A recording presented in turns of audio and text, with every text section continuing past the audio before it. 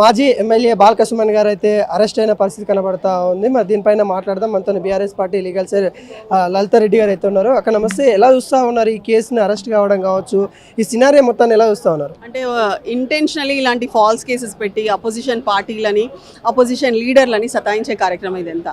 అనవసరంగా కోర్టు వారి అమూల్యమైన సమయాన్ని వేస్ట్ చేసే ప్రయత్నం. ఇంతమంది పోలీస్ అఫీషియల్స్ తీసుకొచ్చి ఇన్ని అంటే దగ్గర 10ల సంఖ్యలో కార్లను తీసుకొచ్చి అంతమంది వచ్చి తీసుకెళ్లాల్సిన హీనియస్ క్రైమ్ ఏమి కాదు. అట్లాంటిది ఏం కావాలని ఒక తప్పుడు కేసులో ఇరికించారు. ఏదో ఇరికించేసి అసలు అప్లికబుల్ కాని సెక్షన్స్ దీంట్లో ఇంపోజ్ చేసి అరెస్ట్ అని చేసుకుంటూ తీసుకెళ్లారు. చూద్దాం, ఏదున్నా ఎదుర్కోవడానికి మేము రెడీగా ఉన్నాం. అంటే ముందస్తు బెయిల్ కోసం కూడా ప్రయత్నాలు అయితే చేశారు. ముందస్తు బెయిల్ అప్పీల్ కూడా 4వ తారీఖు ఉందని కూడా తెలుస్తూ ఉంది.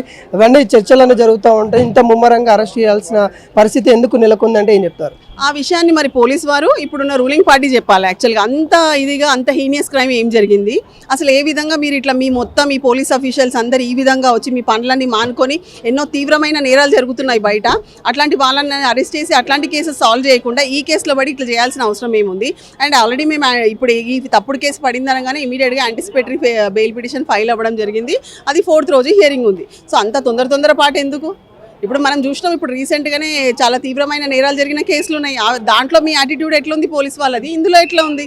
అంటే ఏదన్నా ఒక్క సెక్షన్ అన్నా మీరు పెట్టింది అప్లికబుల్ అవుతుందా? ఎందుకు అట్లా టైం వేస్ట్ చేసుకుంటున్నారు? అవసరమే లేదు ఇట్లాంటివి.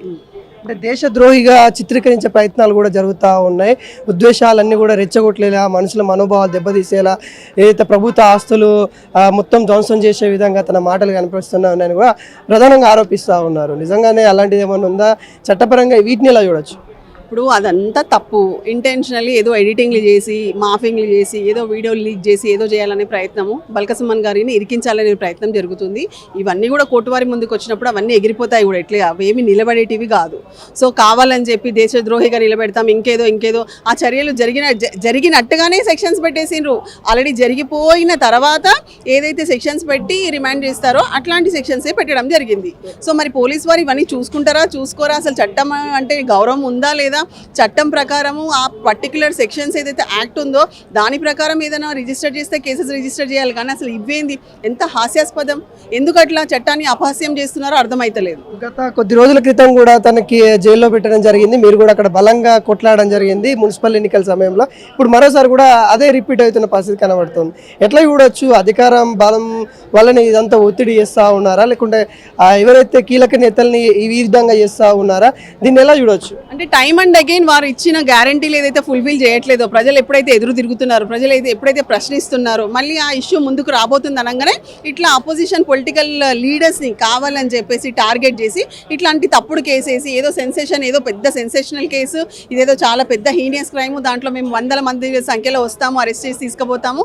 సో అట్లా డైవర్షన్ పాలిటిక్స్ నడుస్తుంది. సో ఇవన్నీ ఫాల్స్ కేసెస్, ఖచ్చితంగా ఎగిరిపోయే కేసులు.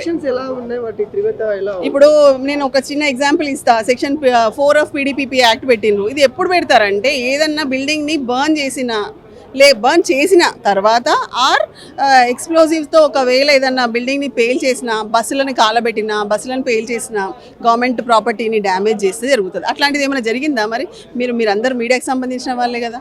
అట్లాంటిది యాక్టే జరగనప్పుడు సెక్షన్ 4 ఆఫ్ PDPP యాక్ట్ ఎట్లా పెడతారు? ఇంకొకటి పెట్టిండ్రు సెక్షన్ 326D, అంటే కావాలని చెప్పి అప్ టు 10 years ఉన్నది ఏదో సెక్షన్ పెట్టాలని చెప్పేసి. ఏముంది ఇది? Burning or blowing up a house, temple, mosque or church or any dwelling properties అంటాడు. సో అసలు అది ఎక్కడ జరిగింది? ఎక్కడ అసలు అట్లాంటిది ఏమి పేల్చివితలు ఏమి జరగలేదే. అట్లాంటిది తీసుకొచ్చేసి కావాలని చెప్పి 10 years పెట్టేసి ఆ సెక్షన్ ద్వారా ఇంకేంటి, making severe threats to kill, injure or burn the properties, ఎవరైనా person putting a person into fear of death. ఎక్కడ జరిగింది అసలు అదంతా? సో అనవసరంగా ఇట్లాంటి పిచ్చి సెక్షన్స్ పెట్టి ఏదో చేసి ఏదో రిమాండ్ చేసి జైలుకి వెళ్ళాలని తపన కనిపిస్తుంది. కానీ అసలు అట్లాంటిది యాక్చువల్గా ఏం లేదు. కంప్లీట్లీ డైవర్షన్ పాలిటిక్స్ వల్ల కావాలని ఫాల్స్ కేసెస్లో ఇంప్లికేట్ చేస్తున్నారు. ఇప్పుడు సీఎం రేవంత్ రెడ్డి ఉన్నారు. ఎలా చూడొచ్చు పరిణామాలన్నీ కూడా? పోలీస్ వ్యవస్థ ఇవన్నీ ఎలా చూడొచ్చు? ఇప్పుడు ఒక ప్రాపర్గా లా తెలిసిన పర్సన్ ఒకవేళ హోమ్ మినిస్టర్ అయ్యి ఉంటే డిఫరెంట్ ఉంటుంది యాక్ట్. అసలు ఇవన్నీ సెక్షన్స్ వర్తిస్తాయి, అసలు ఇట్లాంటి కేసులు పెట్టొచ్చా పెట్టకూడదు అనేది తెలుస్తుంది. ఇప్పుడు సీఎం గారే హెచ్ఎం గారు ఉన్నారు కాబట్టి మరి ఆయన ఒపీనియన్ ప్రకారం మరి ఈ సెక్షన్స్ అప్లికబుల్ అవుతున్నాయని తను చెప్తే మరి పోలీస్ వాళ్ళు ఇవన్నీ సెక్షన్స్ ఇంపోజ్ చేసిరేమో మరి. We don't know will say. అంటే ముందు ఎలా ఉండబోతుంది తర్వాత ఇప్పుడు మాకు కంప్లీట్గా న్యాయ వ్యవస్థ మీద కోర్టు మీద నమ్మకం ఉంది. ఇట్లాంటి తప్పుడు కేసులు ఎలాంటివి కూడా ఎంకరేజ్ చేయబడవు. కావాలని చెప్పి జుడిషియరీని కానీ పోలీస్ వాళ్ళని కానీ ఒకవేళ పొలిటికల్ వెపన్స్గా వాళ్ళు ఏదో పొలిటికల్ పీపుల్ వాడుకోవాలని చూస్తే మటుకు అవన్నీ కోర్టులో జరగవు, అవన్నీ నిలబడవు. ఖచ్చితంగా న్యాయమూర్తులు ఎవరైతే ఉన్నారో వాళ్ళు అసలు ఈ కేసు వర్తిస్తుందా వర్తించదా, ఈ సెక్షన్స్ అప్లికబుల్లా లేదా అనేది కూడా చూస్తారు. ఈ విషయాలన్నీ కూడా మేము కోర్టు వారి ముందుకు తీసుకెళ్తాము. తప్పకుండా రిమాండ్ రిజెక్షన్ అవుతుందని చెప్పి మాకు నమ్మకం ఉంది.